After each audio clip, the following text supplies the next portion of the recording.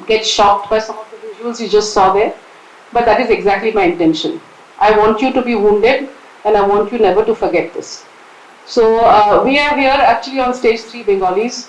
Kanchanda has a story to tell as a refugee. So Deep Halder also has memories of being uprooted. I was very lucky. My grandparents came over to the today's West Bengal side before partition.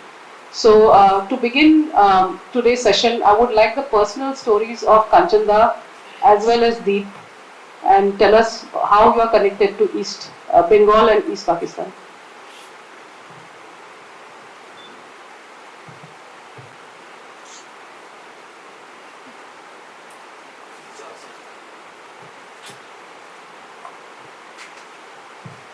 Thank you, Alo, for having me over here, and thank you everybody for coming so early in the day. I mean, Sunday 9:30 is like.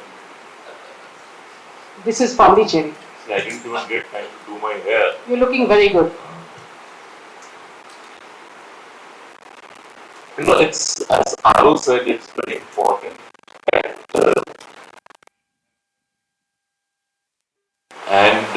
unless we have memories, we will tend to go down the same path again and again and again. My grandparents, they came to India, my maternal grandparents and my paternal grandmother, and they came to India after partition. They held on with the hope that all this violence is going to subside, and they would not have to leave their homeland.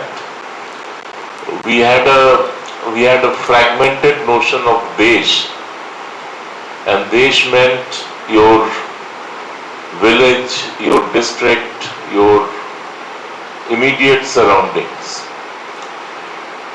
And she was a widow. She was widowed quite early in her life, and she had 5 children. My father was, I think, all of 11 years old or 12 years old, and the youngest child was still a toddler. The way it happened is that they had to literally come to India with the clothes on their, which they were wearing at that time. They couldn't bring anything. You didn't keep money at home, but so you didn't have money in hand. You had a lot of gold jewelry, but you were scared that because of the jewelry you would be waylaid and killed, so you just left the jewelry with your neighbor, trusting that the neighbor will look after them, and that you would come back one day and either get back to where you were, or you would take this back from your neighbor. But that is not how the story unfolded.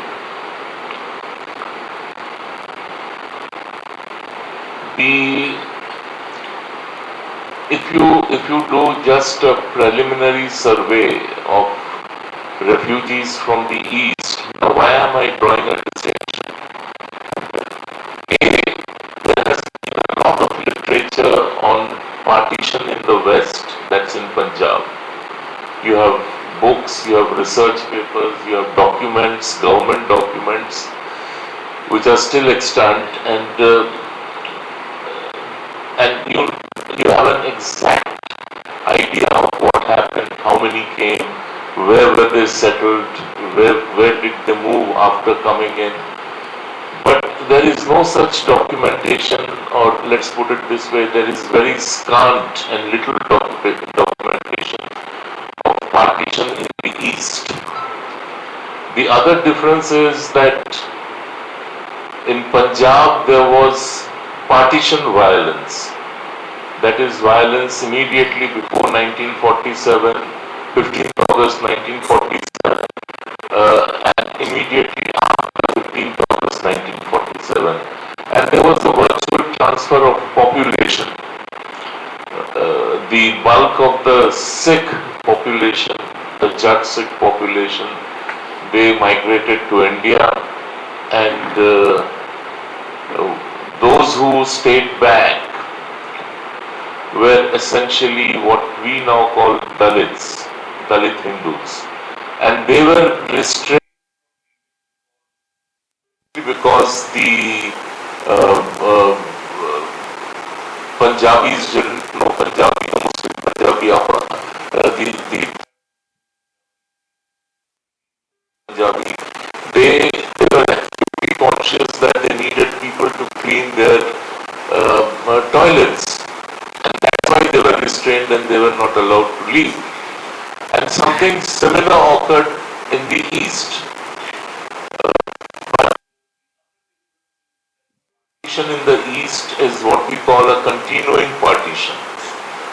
It begins in 1946 with Jinnah's call for direct action over the cabinet mission plan, and his declaration that we will either have a divided India or a destroyed India.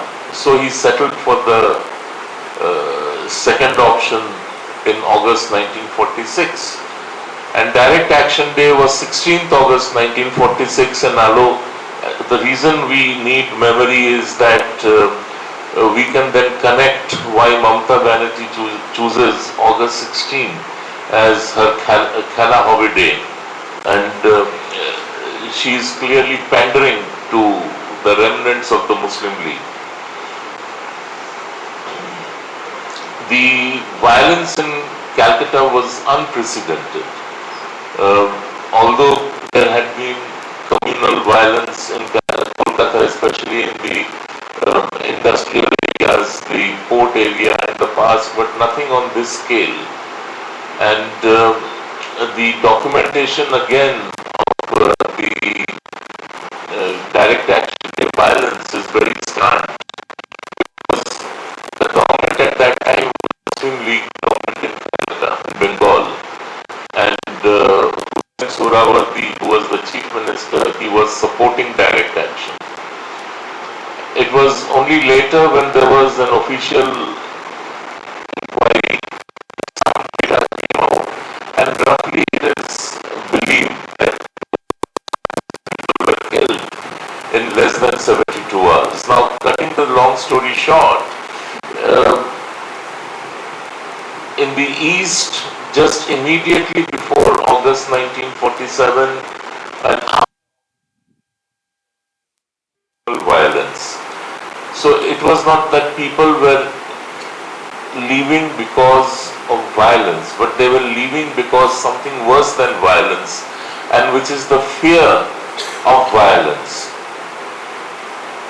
And then, as we have seen, that in 1955-56, then again in 65, then subsequently 1971, it was a continuous process of cleansing East Pakistan and later first East Bengal, then East Pakistan, and then Bangladesh of its Hindu component. The Noakhali riots, which came in immediately after the direct action day riots, they also the whole thing of fear of violence, looming violence. Now, what did the refugee do when he came into Bengal, West Bengal? The refugee had very little choice. There was no government support for the refugee, unlike for the refugee in the West. B, there was an official system which forced refugees out of Bengal. It's not as if the refugees were welcome in Bengal or in India at that point of time. And Jawaharlal Nehru, who was the Prime Minister, he kept writing letter after letter to B.C. Roy saying that shut the border, don't let them come in. Send them back, push them back, they are coming here for free food. What was the free food? Some of the refugees got rotten rice for the first couple of weeks. It was not even a proper system of food ration. And the next stop was that they would be picked up, put into trucks, and sent off to places like Dandanya, which is now in Chhattisgarh. And it was a total alien landscape. It was dry, parched land, mosquito infested, disease infested, and they were just dumped over there. That now you live your lives. Later, some of these refugees who were dumped in Dandanya, they had this craving to get back to Bengal, and yet they understood that there was little available in Bengal for them, and they said that they have the agreement of the communists, that when the communists come to power, they can.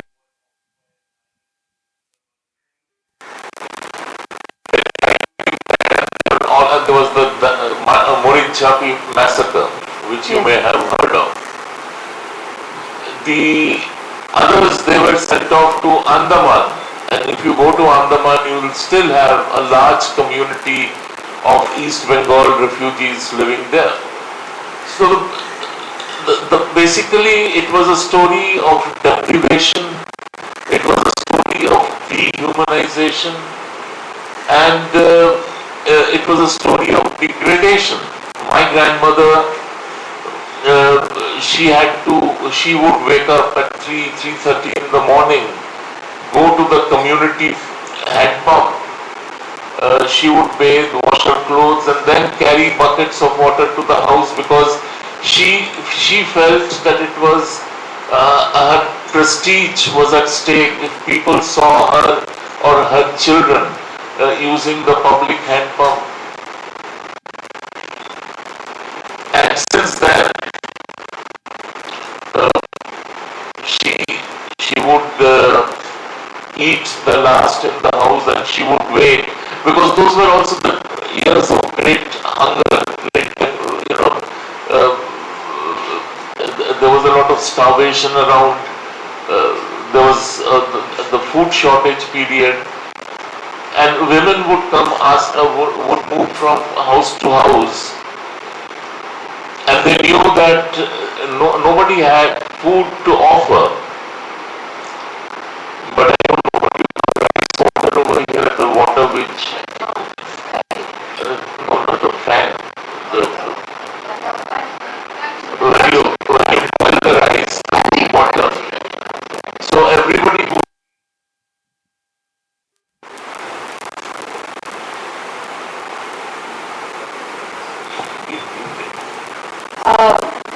So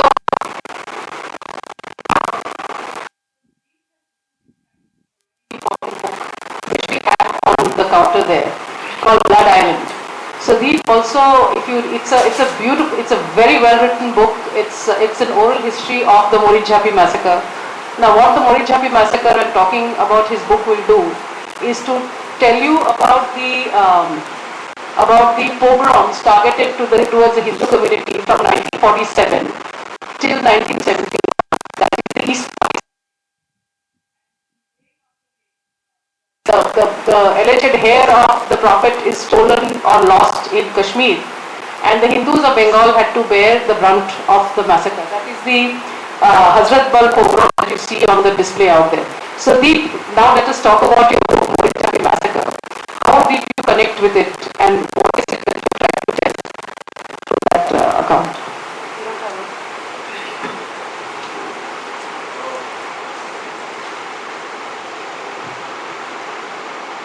Well, I didn't know that I suffer from something called generational trauma till very recently, till I started writing my books. I think the UPA 2 had just begun, and I was approached by HarperCollins to write a book, and I didn't know what to write on. So they said that you just write, because I think they were looking for new writers in non-fiction. And I remember this story I had heard in patches, in my childhood and also growing up. It is the story of Morinchapi. It's also the the first story, in fact, that I remember, because it came to me through the survival of Morichapi. So the Morichapi massacre took place in 1978, 79. It was exactly a year after the left-front government came to power in West Bengal. So as Kanchan was saying, some of the Bengali Dalits who came over from East Pakistan and also Bangladesh, but mostly from East Pakistan at that time, to West Bengal, and since West Bengal could not accommodate them, they were sent to Dandakaranya, where space they did not like at all because it was arid, the language was foreign to them. They were mostly fisher folk, they were farmers, they wanted to do cultivation, they wanted to catch fish, sell them, that was their traditional professions. So they wanted to find a spot in the Sundarbans area of West Bengal. Sundarbans, remember, is also in, large chunk of Sundarbans is also in what is Bangladesh. So they thought that, okay, this is a space where there are a lot of tiny islands where we can accommodate ourselves and where we can cultivate land and engage ourselves in fishing. And one of the reasons they thought that they could do this was because the communists who were in opposition at that time, they told them when they were being sent back almost a decade ago to Dandakaranya that look, this is a very bad thing that is being done to you by both the center and the state. If we are in power, if we come to power, we will make sure that we'll bring you back to West Bengal because you are Bengalis. This is where you belong. Now they lived with that hope, okay, all these years while they tried to somehow carry on with their lives in Dandakaranya, that someday the communists would come to power and they will bring us back to West Bengal. Now the communists did come to power in 1977, but they forgot all about that promise because it didn't matter anymore, I think, politically. They sent delegations to meet the Chief Minister Jyoti Basu at that time.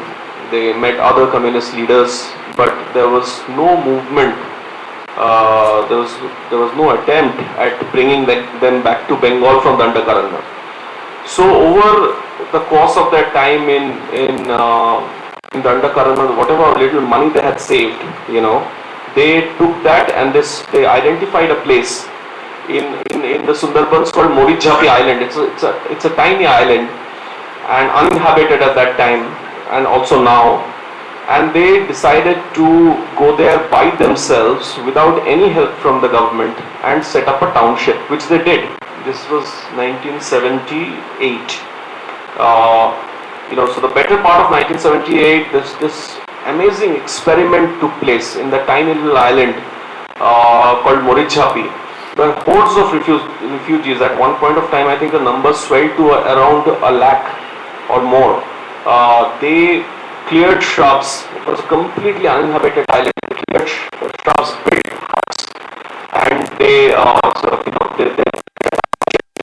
was a boat manufacturing yard.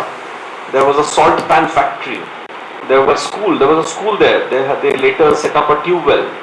So it was a bustling township.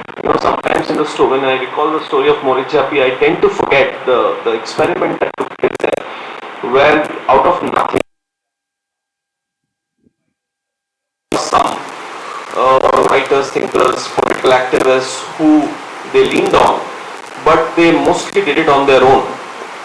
Now my father was a young professor at that time, used to be one of the people who used to go there, and he got to know some of the refugee leaders in that island.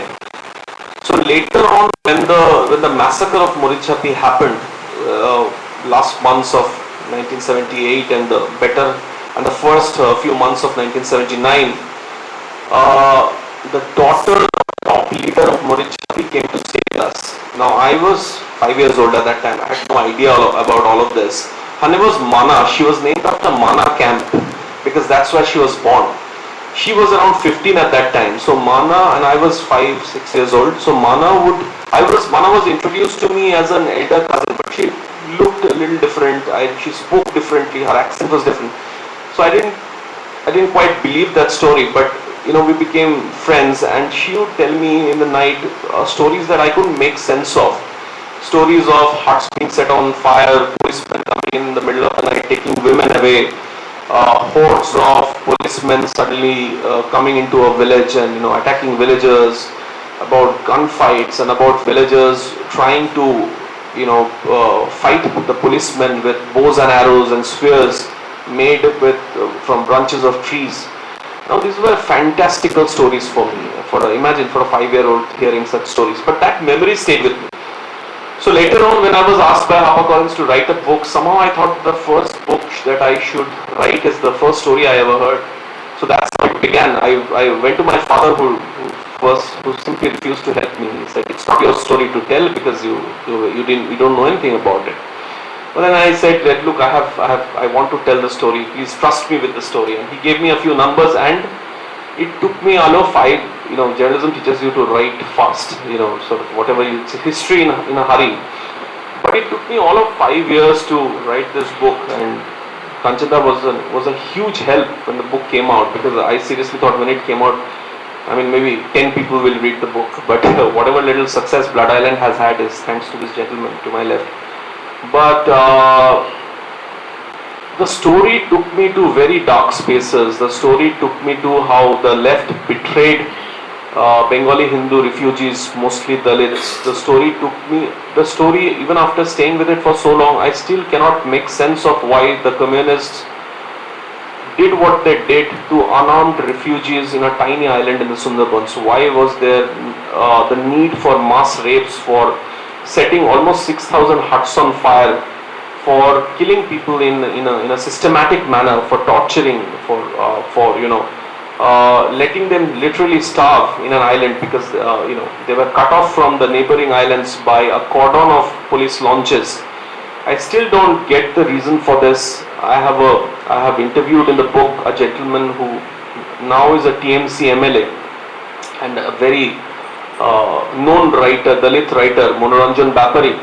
He has described Buddhadev Bhattacharya in the choicest of words, and he told me and some of the other sort of bureaucrats at that time, now retired, they said that, look, it's just the ego of one man, Mr. Jyoti Basu, who could not take the fact that when he said no to Dalit Hindu refugees coming into West Bengal, setting up township in a village, and they defied him and dared to do so, he could not take it. There are of course other reasons, but in 78, 79, I think, so when the book came out, I think the print, which I am associated with now, called it the biggest massacre in post-independent India. It's bigger than 84, 2002. I didn't say it, it's their headline, but simply in terms of the number of people killed, the numbers go up to 6,000, 7,000. There's no record, of course. If you look up Morichapi massacre on Wikipedia, you will see that the government of the day, the left-hand government, said that 7 or 8 people were killed, which includes 2 policemen, and the number runs into thousands. So this kind of apathy towards your own by an elected government, the first elected government, communist government, is unbelievable, and people don't talk about it. People don't, people still sort of deny that something of this magnitude took place. It's simply amazing.